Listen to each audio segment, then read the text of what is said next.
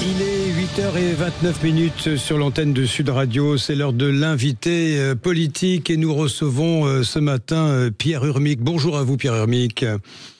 Bonjour Jean-François Aquilini. Maire les écologistes de Bordeaux, merci de répondre aux questions de Sud Radio ce matin.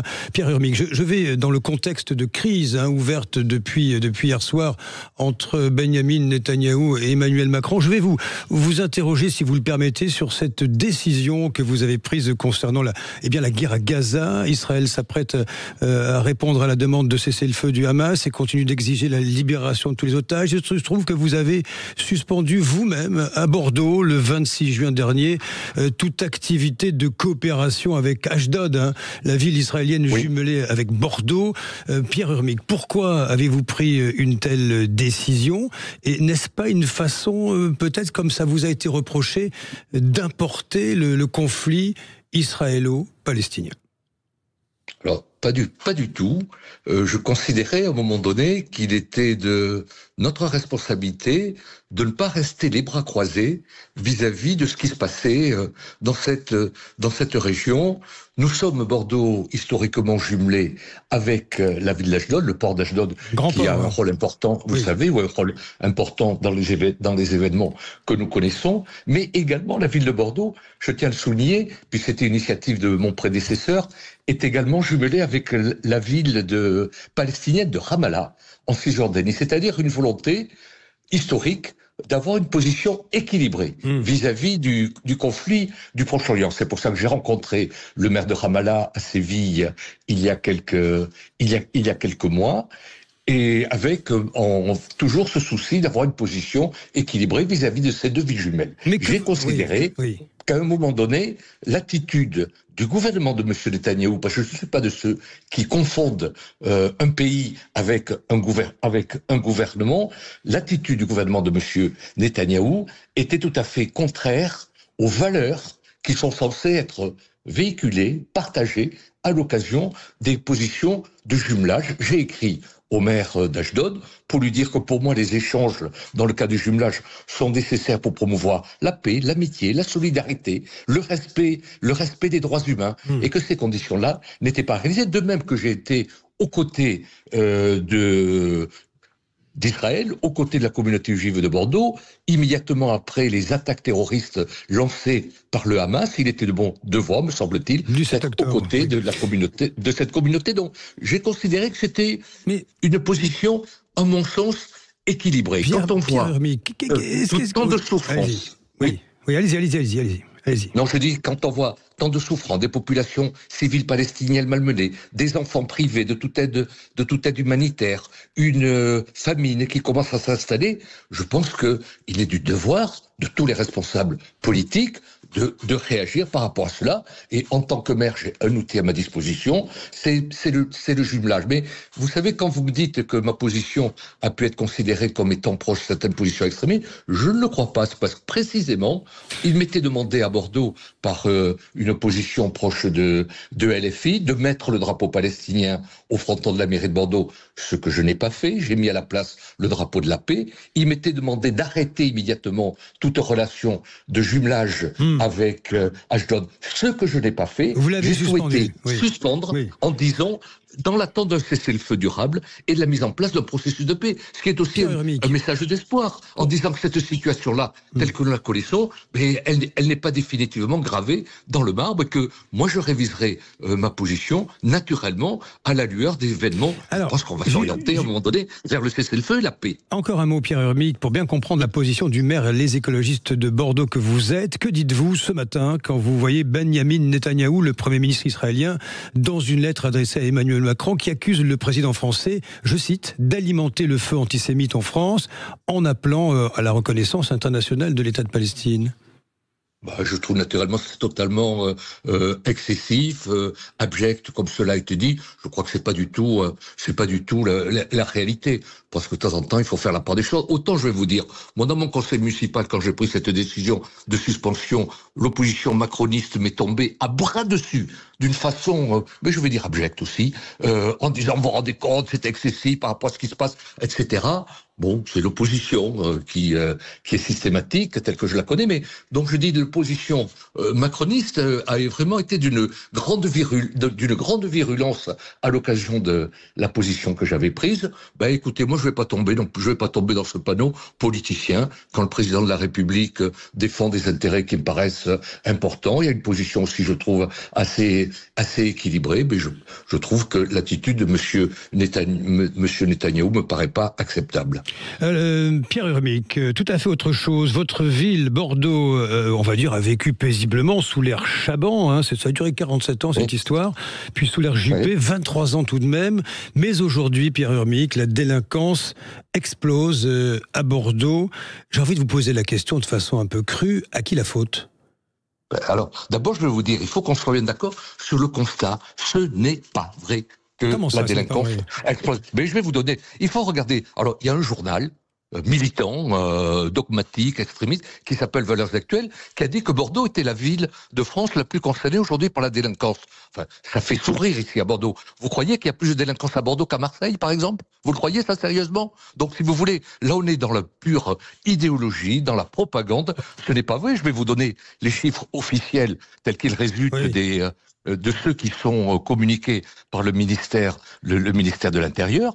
La ville de Bordeaux a connu un pic historique de délinquance en 2019, précisément avant que nous arrivions. Depuis 2019, entre 2019 et la fin de l'année 2024, il y a eu une baisse de la délinquance de 4,1% si on prend en compte l'ensemble des faits de délinquance. Ce que font des journaux militants comme Valeurs Actuelles, c'est qu'ils prennent uniquement certains items, parce que ça correspond au message qu'ils veulent faire passer, mais ils ne prennent jamais les chiffres globaux de la délinquance. Donc, soyons sérieux si on veut commenter une situation. Chacun peut jouer avec les chiffres. Moi, je vous prends les chiffres, les chiffres officiels qui disent sur la délinquance de voies publiques, c'est très précis, une hausse de 7,3% en un an. Les vols à la tire augmentent de 8%, les vols à la roulotte, c'est dans les voitures, de 13%. Il y a aussi une progression de la consommation et de la vente de stupéfiants. Il n'y a pas de recul de la délinquance à Bordeaux. Il y a eu ces tirs de Kalachnikov le week-end dernier aux Aubiers. Ce n'est pas une cité très tranquille quand même, Pierre Urmic. Alors, il y a une délinquance urbaine. Alors, faut pas... Bordeaux n'est pas à part, il y a une délinquance urbaine dans toutes les villes de France. Mais puisque vous parlez des chiffres, je vais vous dire que les cambriolages de logements ont diminué entre 2019 et 2024. Les violences physiques hors cadre familial ont diminué également durant cette période-là. Les vols violents sans armes ont diminué de 35% entre 2019 et 2024. Les vols avec armes ont également diminué entre 2023 et 2024. Donc, si vous voulez, il y a des tas de... Ce qui a beaucoup augmenté, c'est effectivement les dégradations, les vols dans les véhicules. J'ai envie de dire, c'est pas la délinquance la plus terrible. Moi, ce qui m'intéresse surtout, c'est que recule la délinquance accompagnée de violences physiques contre les personnes. Et celle-là, elle a diminué. Mais bon, on se garde bien de le dire. Pour bien comprendre, Pierre Urmic, ce qui s'est produit ces dernières années, les maires, on va dire écologistes, détestent en général les policiers armés, vous savez, les Glock à la ceinture et les caméras. Alors vous avez complètement changé, vous êtes passé à autre chose, vous êtes mis à armer votre police municipale. Qu'est-ce qui s'est passé ? C'est quoi ? C'est un déclic, une prise de conscience ?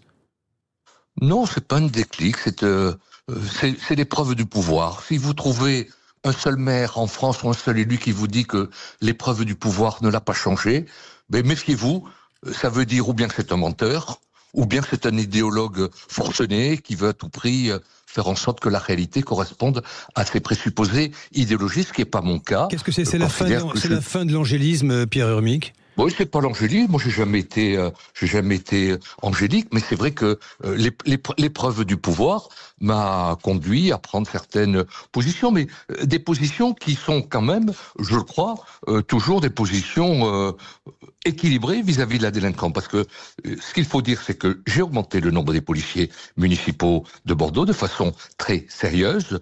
À la fin du mandat, il y aura plus 52% de policiers municipaux supplémentaires dans les rues de Bordeaux, et je m'en félicite. cite, mais j'ai également augmenté le nombre de médiateurs dans les mêmes proportions, parce que je considère que une politique de lutte contre la délinquance, elle doit être équilibrée. Il faut de la répression, mais il faut également de la prévention. Je pense que la sécurité doit se déployer de façon équilibrée. Moi, je n'ai ni totem, ni tabou. Je ne suis ni shérif, ni naïf. Je pense qu'entre le tout répressif et le déni... Ni naïf, c'est votre slogan, non. Ça. Oui.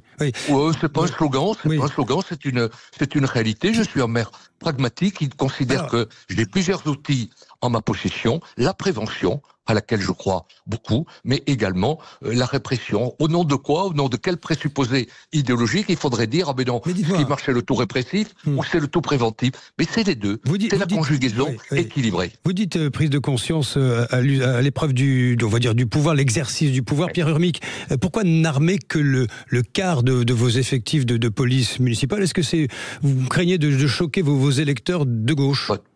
Non, pas du tout, parce que j'ai choqué beaucoup de gens en prenant cette position d'armement de la police municipale. Croyez-moi, ça a été une décision difficile à prendre. J'ai envie de dire aussi une position courageuse, parce qu'assez inattendue de la part d'un maire de gauche. Et j'ai pris cette décision après avoir consulté la plupart des maires de France, des adjoints à la sécurité, pour voir comment ça fonctionnait dans leur ville. J'ai vu des maires qui avaient armé leur police municipale, d'autres qui étaient fondamentalement hostiles. Donc c'est après ce Tour de France que j'ai pris cette décision. Mais vous savez, très souvent, on me citait l'exemple britannique. On me disait, mais regardez, en Grande-Bretagne, le bobby anglais n'est pas armé. Et ça marche.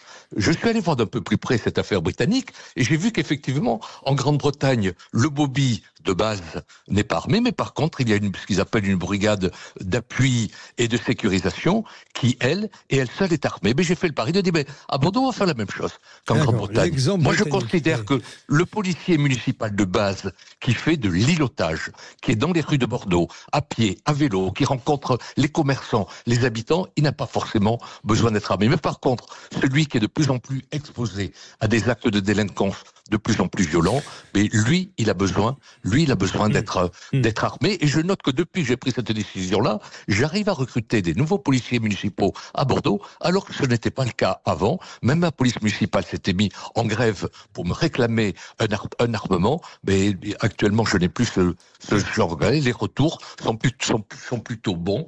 Là aussi, c'est une position, je crois, équilibrée, qui consiste à dire, on n'a pas besoin d'armer tous les policiers municipaux, mais le métier de policier municipaux a changé et ils sont de plus en plus exposés à des situations où ils ont besoin d'être armés. Donc, j'assume parfaitement cette position-là. Pierre Urmic, Bordeaux n'a pas échappé à la canicule, bien évidemment. Quel est l'héritage Juppé en termes de végétalisation de la ville ? C'est une politique qui, à l'époque, il faut toujours replacer les politiques dans leur contexte, ne se souciait pas du tout de problèmes de végétalisation, de réponse aux défis climatiques. Ce n'était absolument pas dans l'air du temps. Moi, je considère que le temps a changé, la situation s'est aggravée, le défi climatique devient de plus en plus préoccupant. Donc je pense qu'il était dans mon devoir de changer la vision urbaine. Je crois que le virage écologique et climatique, c'est plus une option, c'est un impératif, c'est une responsabilité historique. Et Bordeaux, on a une ville que vous connaissez peut-être, mais qui est une magnifique ville de pierre, c'est-à-dire une ville très minérale. Oui, c'est minéral, Bordeaux. Avec beaucoup d'îlots de chaleur, beaucoup d'îlots de chaleur urbains. Donc, dès le début de mon mandat, j'ai décrété l'urgence climatique sur Bordeaux en disant, attention, ça ne sera pas un slogan, ça sera une politique qui va se décliner. Et notamment, elle s'est déclinée à travers la reconquête végétale de la ville à laquelle je me suis livré dès le début de mon mandat. J'ai multiplié par 25, si vous voulez, les plantations opérées dans la ville par rapport à mes prédécesseurs. J'ai aujourd'hui doublé la surface des arbres inventoriés sur l'espace public sur Bordeaux, c'est-à-dire doublé. Donc, si vous voulez, je pense que cette reconquête végétale, les Bordelais s'en rendent compte et je persiste à dire, et beaucoup en sont conscients, partagent ce constat, les arbres sont nos meilleurs alliés pour anticiper et pour résister aux défis climatiques et notamment aux vagues de chaleur telles qu'on vient de les connaître. Pierre Urmic, vous allez devoir passer un accord avec la France Insoumise pour les élections à venir, les municipales, parce que vous ne gouvernez pas avec LFI, si j'ai bien compris. Non, mais quand vous me dites je vais devoir, non, moi personne ne m'impose rien du tout. Considère que nous sommes une ville totalement indépendante. J'avais déjà décidé en 2019, 2020. Il y a une poussée de l'extrême gauche. Il y a une poussée de l'extrême gauche à Bordeaux. Oui, alors. Oui, alors, mais j'ai tendance à penser aussi que l'écologie à la bordelaise, c'est-à-dire une écologie qui est mesurée, qui est pragmatique, qui est pondérée, elle correspond aussi aux aspirations de nos concitoyens. Donc, j'ai pas envie de changer de stratégie par rapport à celle que j'avais mise en place en 2019. LFI fait partie de mon opposition municipale. Il critique régulièrement un certain nombre de mesures que je prends. Bon, ils ont choisi le camp de l'opposition municipale. Moi, je n'ai pas de raison de changer mes équilibres municipaux. Donc, j'ai l'intention de continuer, si je suis candidat, avec la même majorité municipale que celle avec laquelle nous gouvernons la ville de Bordeaux depuis maintenant 5 ans. D'un mot pour finir, Pierre Urmic, je ne sais pas si vous allez vous rendre, ça commence demain, je crois, aux universités des écologistes, vos amis. C'est à Strasbourg. Non, vous n'y allez pas. Je suis assez peu impliqué. Vous êtes un peu atypique dans cette affaire. Quand vous voyez Jean-Luc Mélenchon, les Insoumis qui appellent à bloquer la France, se joindre au mouvement du 10 septembre, vous en pensez quoi, vous ?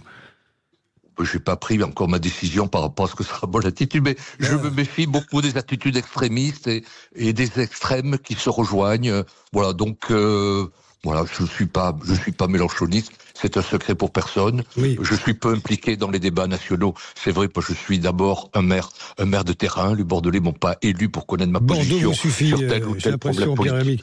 Pierre Urmic. Non, c'est une ville girondine. Bordeaux a toujours été historiquement une ville qui était affranchie des oukases parisiens. Voilà, je suis très attaché à la décentralisation. Je suis très attaché à l'autonomie des gestions des collectivités territoriales et également à l'autonomie de position d'un maire. Je signale que vous avez publié un roman, Pierre Urmic, j'en profite, l'affaire Savignac aux éditions Hérodios, une dystopie sur le changement climatique. Vous êtes aussi, Pierre Urmic, un écrivain. Merci à vous, maire, les écologistes de Bordeaux, d'avoir répondu à nos questions ce matin sur Sud Radio. Dans quelques minutes, nous serons en ligne, comme promis, avec Nicolas Metzdorf, le député Ensemble pour la République de la Nouvelle-Calédonie, au sujet de la visite sur le Caillou de Manuel Valls, le visite des Outre-mer.